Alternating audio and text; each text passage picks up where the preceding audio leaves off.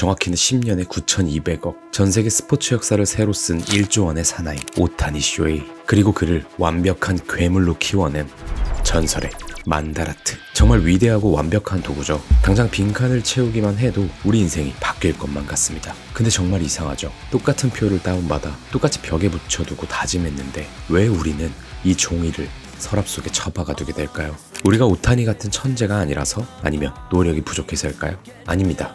그건 우리가 이 표의 겉모습, 즉 껍데기만 베꼈기 때문입니다. 오타니 쇼헤이조차 차마 입 밖으로 꺼내 설명하지 않았던, 아니 상위 1% 천재들은 본능적으로 알고 숨겨왔던 만다라트의 진짜 비밀을 알려드릴게요. 10분 안에 책 한 권.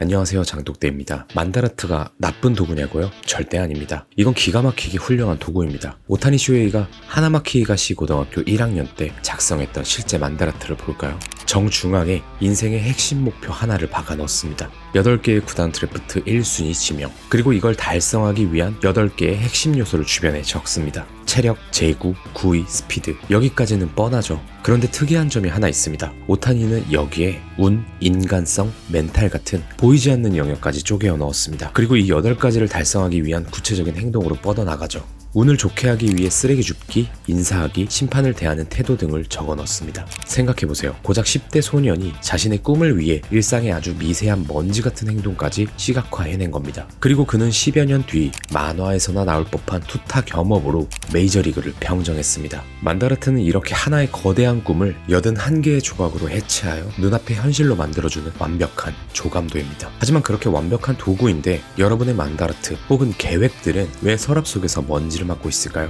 여러분이 오타니만큼 간절하지 않아서? 의지가 약해서? 이것도 아닙니다. 애초에 체급과 종목이 다른 싸움이었죠. 만다라트를 작성할 때 여러분은 정중앙에 뭐라고 쓰셨습니까? 오타니처럼 인생을 건 단 하나의 목표가 있으셨나요? 오타니는 야구라는 단 하나의 명제를 위해 81칸의 전체를 희생시켰습니다. 쓰레기를 줍는 것도 인사를 하는 것도 결국 야구를 잘하기 위한 부속품이었던 거죠. 그런데 우리는 어떤가요? 아침에 출근해야 하는 직장인이고 저녁엔 아이를 돌보는 부모이고 틈틈이 다이어트도 해야 하고 영어 공부도 해야 하고 경제 공부도 해야 합니다. 중앙에는 갓생살기라고 적어놓고 주변 8칸에 업무, 건강, 재테크, 독서, 인간관계, 취미까지 연관이 있어 보이지만 이렇게 서로 아무런 연관이 없는 실제로 가시적이지 않은 욕망들을 우겨놓습니다. 그 결과는 뻔합니다. 이 81칸은 여러분의 목표가 아니라 매일 아침 눈을 뜰 때마다 여러분의 목을 조르는 81칸의 부채로 돌변합니다. 인간의 뇌는 서로 다른 카테고리의 행동들을 동시에 처리하도록 설계되어 있지 않죠. 어디서부터 손대야 할지 모르는 인지 과부하가 오고 결국 에너지가 분산돼서 유튜브나 켜고 누워버리게 되는 겁니다. 이게 우리가 실패하는 진짜 이유입니다. 게다가 일반인에게 만다라트는 2가지 치명적인 결함이 더 있어요. 첫째, 시간의 부재입니다. 이 81칸은 2차원 평면이라고 보시면 돼요. 10년 뒤에 이룰 원대한 꿈과 오늘 저녁 당장 헬스장에 가야 하는 단기 목표가 한 평면에 뒤섞여 있죠. 무엇을 해야 하는지는 알겠는데 언제 해야 하는지가 없습니다. 우선순위가 없으니까 실행 시점이 모호해지는 거죠. 둘째, 완벽주의의 함정입니다. 이 예쁜 81칸의 정사각형은 단 몇 칸만 못 지켜도 전체가 오염된 것 같은 심리적 붕괴를 일으킵니다. 작심삼일로 며칠 빼먹으면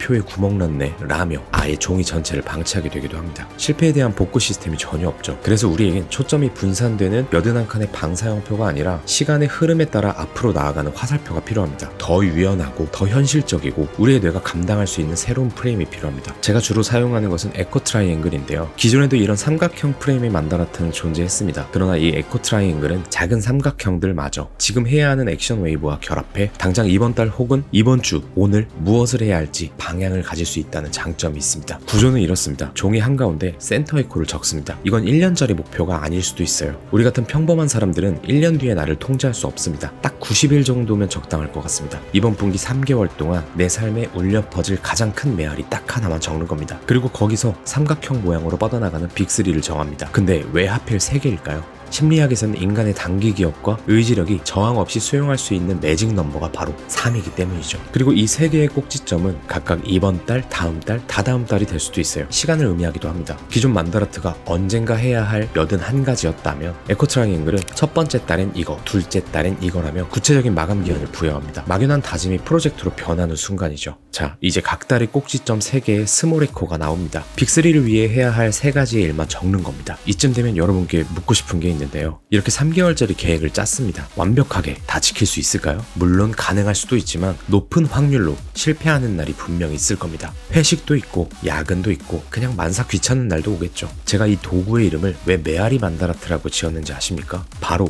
이 실패를 다루는 태도 때문입니다. 기존의 계획표들은 실패하면 그게 끝입니다. X표가 난무하고 죄책감이 남죠. 하지만 산 정상에서 야호 하고 소리치면 어떻게 되나요? 허공으로 흩어져 실패한 것 같지만 잠시 뒤 반대편 산을 두드리고 내게 다시 돌아옵니다. 에코 트라이앵글은 분기 단위로 순환 구조예요. 이번 1분기에 실패한 스몰 에코가 있다면 그 실패한 목표들을 주워 담아 다음 2분기로 다시 불러오는 겁니다. 나의 실패가 사라지는 게 아니죠. 다음 분기를 시작할 훌륭한 재료가 되어 내게 다시 메아리쳐 돌아오는 겁니다. 그래서 실패해도 괜찮습니다. 다시 돌아올 테니까요. 이 안도감이 여러분을 포기하지 않고 계속 걷게 만들 겁니다. 그러니까 이 삼각형 하나가 여러분의 3개월을 단단하게 잡아주는 거죠. 그럼 1년은 어떻게 될까요? 봄, 여름, 가을, 겨울 4개의 에코 트라이앵글이 모이면 비로소 여러분의 1년을 지탱하는 단단한 피라미드 조감도가 완성됩니다. 연말에 이 4장을 펼쳐보면 여러분이 어떤 방향으로 소리를 쳤고 어떤 메아리들을 만들어냈는지 한눈에 볼 수 있게 될 겁니다. 81칸을 억지로 채웠을 때와 차원이 다른 성취감이죠. 자, 영상이 바로 끝나면 A4 용지 한 장 꺼내서 삼각형을 크게 하나 그려보세요. 복잡하게 81칸을 채우려고 머리 쥐어짜지 말고 여러분의 체급에 맞는 3개의 꼭지점만 찾아도 삶은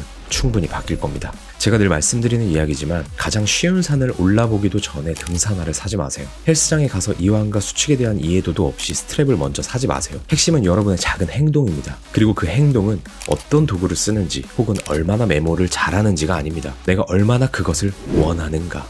여러분, 실패는 없습니다. 김동현 선수의 말처럼 여러분이 이겨내거나 배우거나 둘 중 하나입니다. 이기면 좋고 배우면 나아가는 거죠. 오타니 쇼헤이가 남긴 명언 한 구절과 제 짧은 생각으로 오늘의 영상도 마치겠습니다.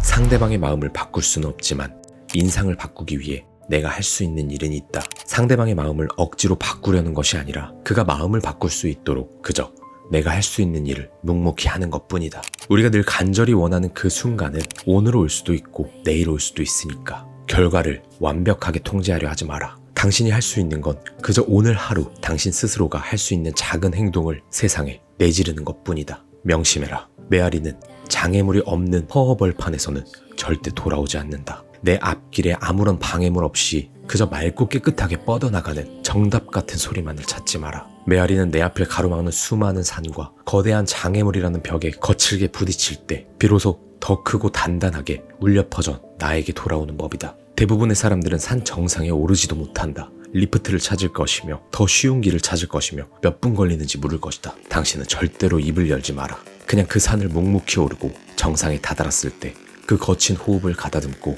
간절히 원했던 그것을 뱉어라.